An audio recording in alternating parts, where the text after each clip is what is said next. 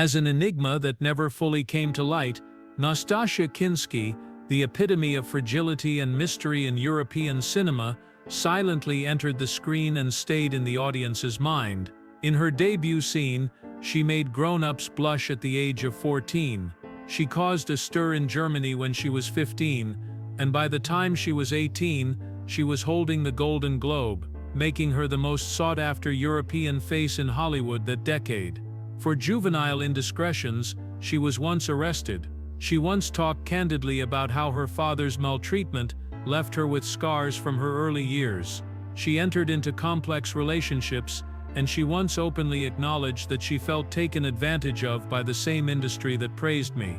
From her memorable parts in Tess Cat People Paris, Texas, to her abrupt exit from the spotlight, she left a question that no one has completely addressed. A life filled with remorse, a face that will never be forgotten. And here is the tale of a unique icon. On January 24, 1961, Nastassja Kinski was born in Berlin, Germany. Nastassja Kinski, as she was born, she was the sole child of the renowned actor Klaus Kinski, a titan of German cinema, and one of the most contentious performers in European cinema of the 20th century. Ruth Brigitte Taki, her mother, led a far more sedate and solitary existence, and had no affiliation with the arts. The marriage didn't last long because of their disagreements. They were divorced while Nastassja was just 8 years old. Klaus swiftly moved on with another lady after leaving the family. Ruth lived in poverty in Munich, raising their daughter by herself. She was dependent on Nastassja, who by the time she was 13 had taken on little acting and modeling jobs to help support her mother as she didn't have a steady work. However, her father's influence could never be eliminated by physical distance. In addition to being a talented artist, Klaus Kinski was also notorious for his crazy lifestyle, uncontrollable outbursts, and unpredictable temper. He detailed actions that went much beyond moral bounds in his memoirs, such as sexual abuse and violent acts. His reputation as one of the most divisive personalities in film was further cemented when he was accused of sexually assaulting members of his own family, shocking the media and creative world. Years later, Nastassja would come clean and admit that her real father had also mistreated her. This was an uncommon but extremely upsetting admission that caused the public to view her history differently. Family trauma, particularly from a well-known father, left her mentally damaged and influenced her tumultuous, uneasy entry into the film business. Nastassja Kinski was often caught taking public transit without a ticket while she was a teenager living in Munich with her mother. She was held for 5 days after she refused to pay fines or do community service. She was already becoming well known in Germany at the time. Thus, the media quickly took notice of the news that a young actress was being detained for a small infraction. However, in the face of public scrutiny, Kinski said nothing at all. Because of her exemplary behavior, she was discharged early. Her rebellious spirit and self-accountable attitude, which would characterize her public persona, were initially demonstrated by the episode. One of her distinguishing features is a little scar on her left cheek, which was caused by an accident when she was 15 and playing with a partner. It enhanced her appearance on television, adding to her timeless yet flawed beauty. Nastassja had no place for innocence throughout her early years. She was raised in adult-themed situations on movie sets, away from the harsh scrutiny of a critical creative community, rather than in schools or playgrounds. The Nastassja Kinski who kept the media at bay, remained fiercely independent to the point of coldness, and persistently chose to keep silent in the face of scandal, was fashioned by this complexity and instability. She never dreaded strong images or backed away from daring parts, but she also never covered up or rationalized anything. She became such a singular sensation in film because of this unusual, lovely, and hard to describe. At a very young age, Nastassja Kinski made her cinematic debut. Actress Lisa Kreutzer, the wife of filmmaker Wim Wenders, found her in a Munich nightclub when she was 14 years old. Following that fortuitous meeting, Wenders asked Kinski to appear in the 1975 movie The Wrong Move, Falsche Bewegung, without even holding an audition. She portrayed Mignon, a mute child who travels with the main character around Germany in the film. Despite her lack of lines, Kinski's realistic body length, profound stare, and interior feelings left a lasting effect. In addition to signaling the start of her career, her first job established her reputation as a filmmaker, a quiet, enigmatic beauty that frequently conceals much more than what is seen to the public. Kinski made an appearance in the Reifetzognius episode of Wolfgang Petersen's renowned crime series Tatort in 1977. She portrayed 17-year-old Sina Wolf, a student who was romantically connected with her instructor. Sina killed the other student to keep the affair a secret after he found out and threatened to reveal it. Despite being barely 15 at the time of production, Kinski participated in delicate situations that included nudity. When it initially aired, the episode attracted over 25 million viewers, making it one of the most famous in Tatort's history. Nonetheless, there was a lot of discussion about the contentious nature of it as well as Kinski's youth at the time. Years later, she said that she had previously asked that some pointless sequences not be shown since she had found them unpleasant. One of the rare occasions she discussed her early creative experiences in public, she did it with the quiet poise and conciseness that would later come to characterize her. Kinski played Catherine, a little child brought up in a demonic cult in Hammer Films' horror movie To the Devil, a Daughter. Veteran performers, Richard Widmark and Christopher Lee starred in the movie. Kinski established her acting career on the global scene with a performance that was emotionally deep despite her young. Kinski and filmmaker Roman Polanski had a major meeting as a result of this movie. Polanski suggested that Kinski go to the United States and attend the Lee Strasberg Theatre and Film Institute, one of the most prominent acting schools in the world that teaches the Stanislavski technique, after being impressed by her unique beauty and natural acting. It was more than simply career guidance. For Kinski, it was an opportunity to enter a wider cinematic realm and escape the bulky, inflexible frames of European film. She took the advice, went to the United States, and started studying how to behave in a formal, systematic way, something she had never had the chance to do before. Following her studies at the Lee Strasberg Institute, and her return from the United States, Nastassja Kinski began her most fruitful and brilliant phase of her career. It was a brief but brilliant time, so intense that many people thought she would become the next worldwide face of film. Her name did in fact have a great deal of appeal in Hollywood and Europe in the early 1980s. She co-starred with the renowned Marcello Mastroianni in the 1978 Italian love film Così come sei, Stay as You Are. Kinski played the girl in the film, which focused on the fragile interaction between a young lady and a middle-aged guy. In addition to its contentious theme, Kinski's exceptionally natural performance, which was much above her years and experience, was what made the movie popular. She made her first notable impression on the American market in this job, which also paved the way for more ambitious worldwide endeavors. She soon re-teamed with Roman Polanski for the 1979 movie Tess, which was based on the novel Tess of the D'Urbervilles by Thomas Hardy.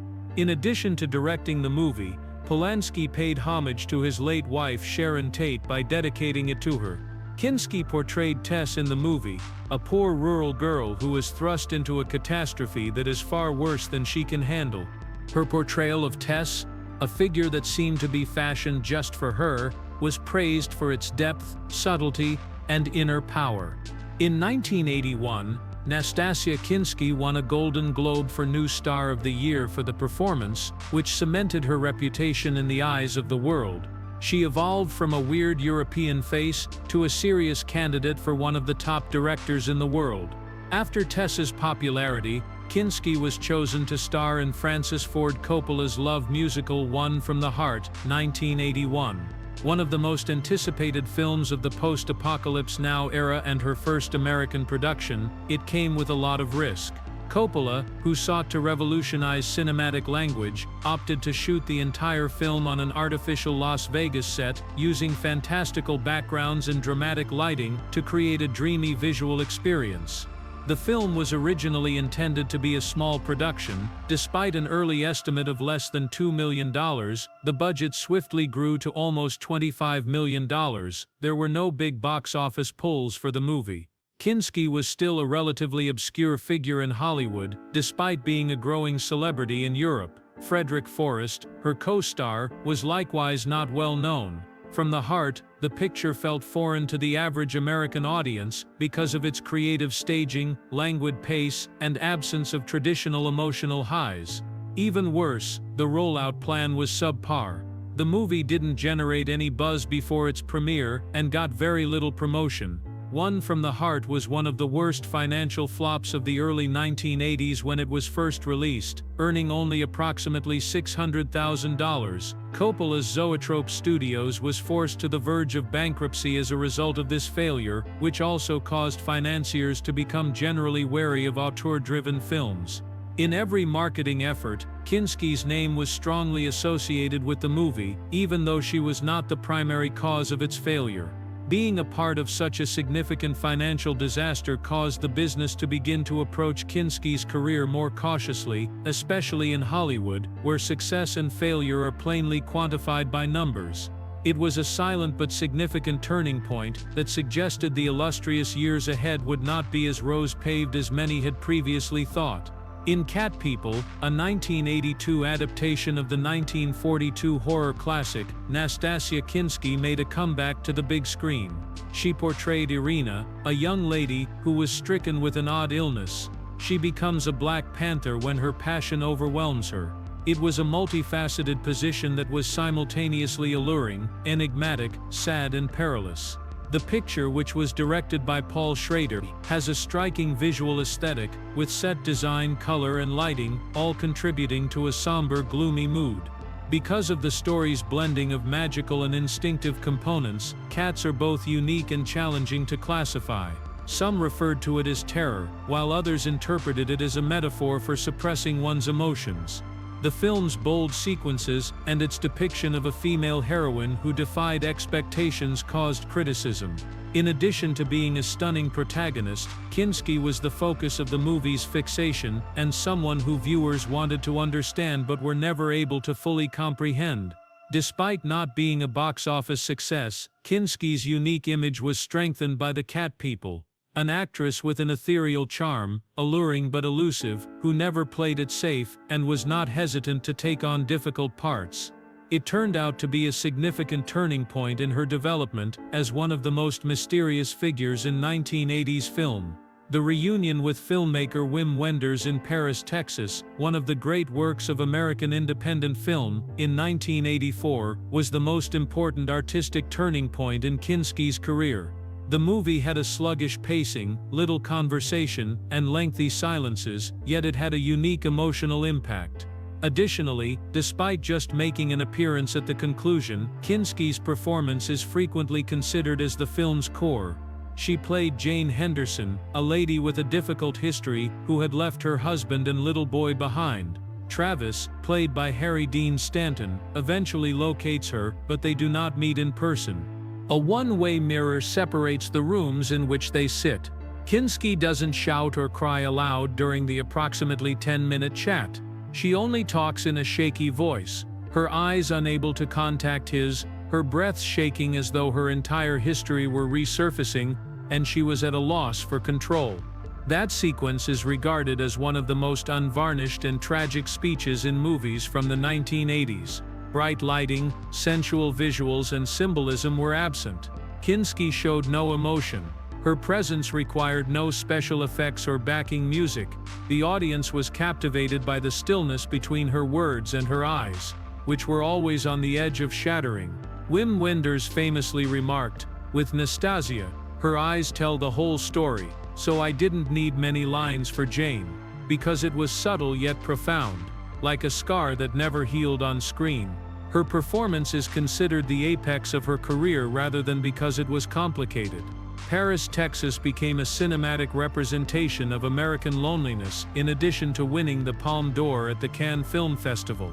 Without a single evocative moment, Kinski's portrayal of a woman attempting to endure the fallout from her own tragic decisions was praised as one of the most eerie female characters in cinema.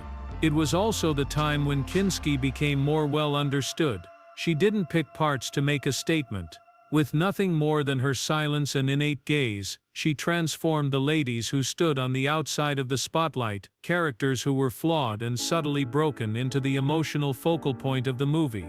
But that was the extent of the illumination. Nastassja Kinski starred in Revolution, a high-profile film released in 1985 that attempted to recreate the American Revolution on a grand scale.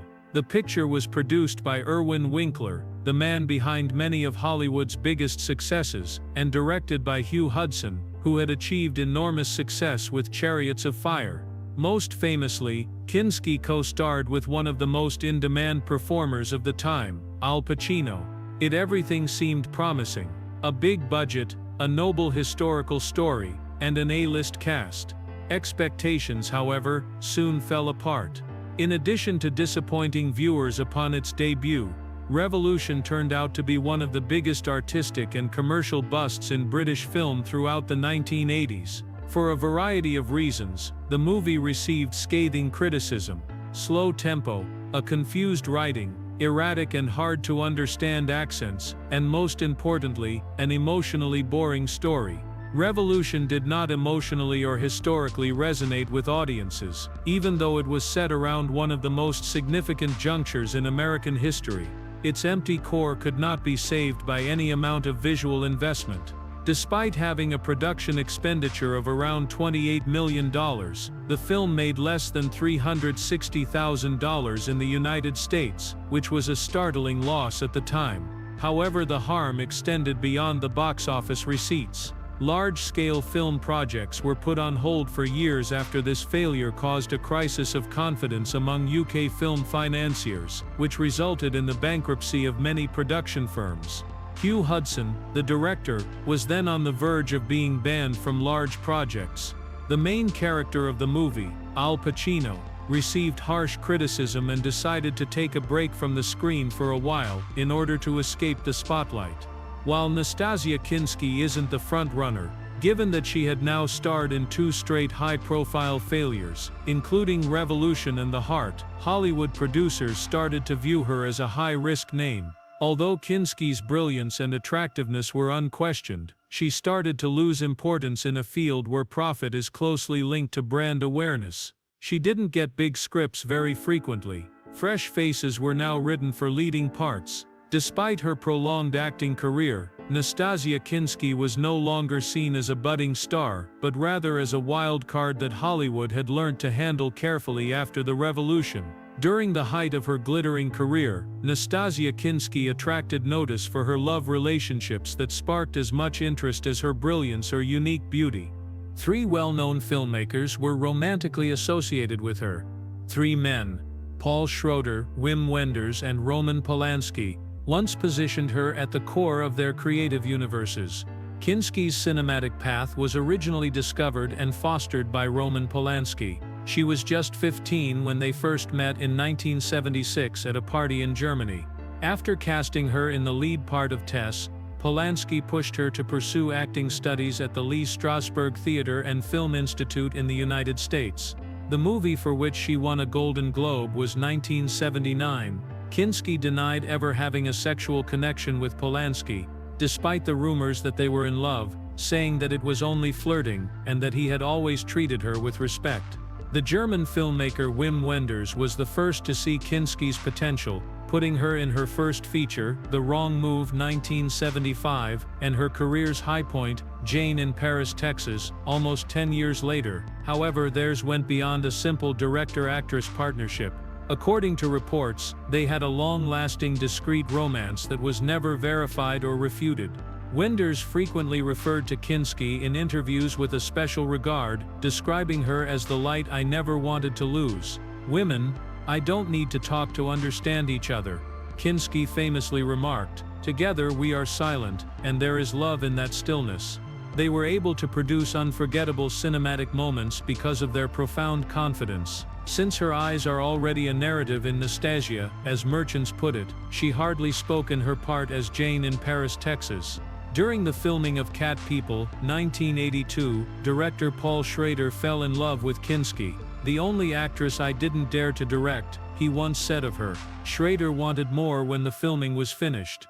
At the wrap party, he even intended to pop the question. However, Kinski failed to appear. She disconnected. No explanation, no message. Later on, Schrader would describe it as a heartbreak he never really recovered from. Nastassja Kinski never lingered in one spot for too long, just like the people she portrayed.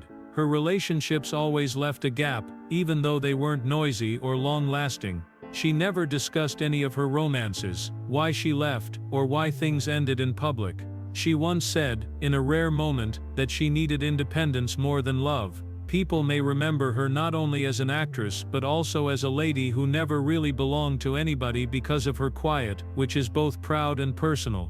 After a brief courtship, Nastassja Kinski wed Egyptian director Ibrahim Musa in 1984. A few months prior, on June 29, 1984, she gave birth to her first child, Aljosha, from a relationship with Vincent Spano, who co-starred with her in Maria's Lovers. Even when their affair with Spano ended, they continued to communicate as longtime friends. Kinski and Musa were married until 1992.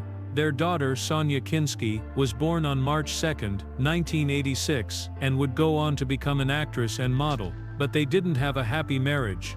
Ibrahim Musa opposed Kinski's proposal to bring both children to the United States after their divorce and took the case to the juvenile court in Rome. After the Italian court awarded Kinski full custody in the summer of 1992, she was able to move to California with the kids and start a new life in Los Angeles. Shortly thereafter, Kinski started dating the renowned music producer Quincy Jones, who produced Michael Jackson's classic albums. Kenya Kinski Jones, their daughter, was born on February 9, 1993, and they shared a home from 1992 until 1995. Since then, Kenya has emerged as a global environmental activist and model, collaborating with high-profile companies like Vogue, Stella McCartney, and Calvin Klein. Kinski's decision to have a separate apartment close to UCLA, even while living with Jones, was a clear indication of her fiercely independent personality. She never wed Quincy Jones officially, and neither of them publicly acknowledged their separation. Despite having 3 children from 3 separate partnerships, and having love connections with a number of well-known filmmakers, actresses and artists, Kinski never allowed her private life to become the subject of a media story. She never addressed controversies, never responded to tabloid rumors, and never made an appearance on talk shows to correct the record. Whether they were accurate or not, all of the rumors just vanished into thin air. Kinski barely said one remark during one of her few interviews with the German media: "I've had enough of being photographed. I want to retain the remainder for me." She took the decision to safeguard her loved ones and her privacy. Nastassja Kinski was never the type of celebrity who commanded attention. She didn't try to stick out or pursue celebrity. However, she became one of the most enduring symbols of European and global film, because to her subdued demeanor and unique choice of roles, she was viewed as a new sort of beauty during the height of her career, different, introverted, and unapproachable. She didn't strive to appeal to popular preferences or match the Hollywood model. It was difficult to turn away from that face, which was both delicate and far away, yet it was also impossible to really comprehend.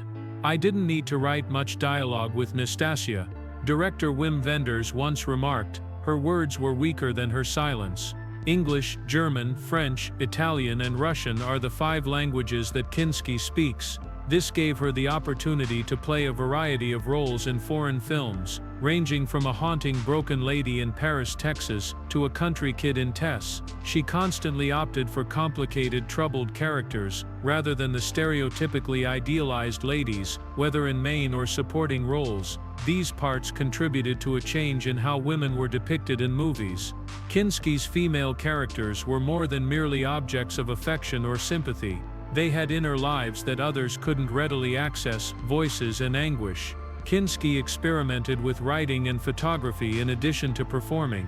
In Europe, she had a few exhibitions of her own photographs. These displays, despite their lack of publicity, attracted art enthusiasts who recognized in her photographs the same subdued, sad, and genuine feeling they had previously witnessed on television. She was nominated for important awards including the César in France and the Nostro d'Argento in Italy. and she won a Golden Globe for Tess and an Italian David di Donatello award during her career. Her success, however, was determined by what the audience remembered from each performance rather than by the quantity of awards she received.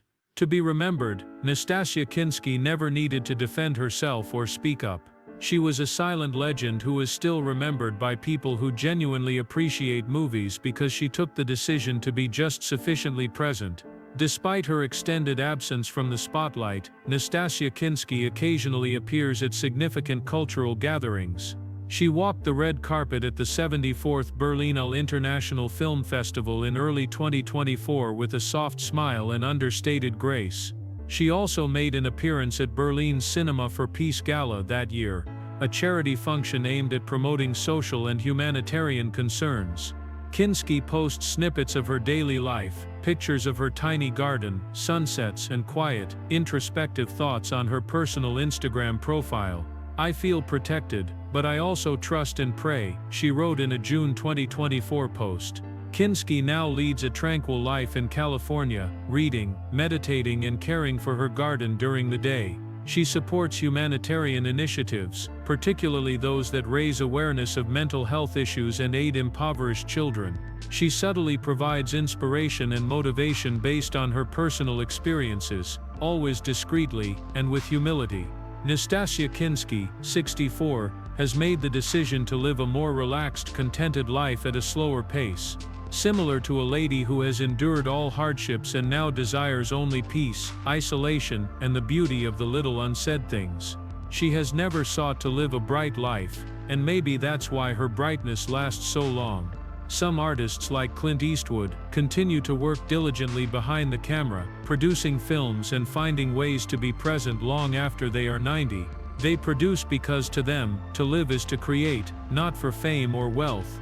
In contrast, Nastassja Kinski is unique. She made the decision to live on her own terms rather than to flee. No stunning memoir, no spectacular retirement, no big comeback.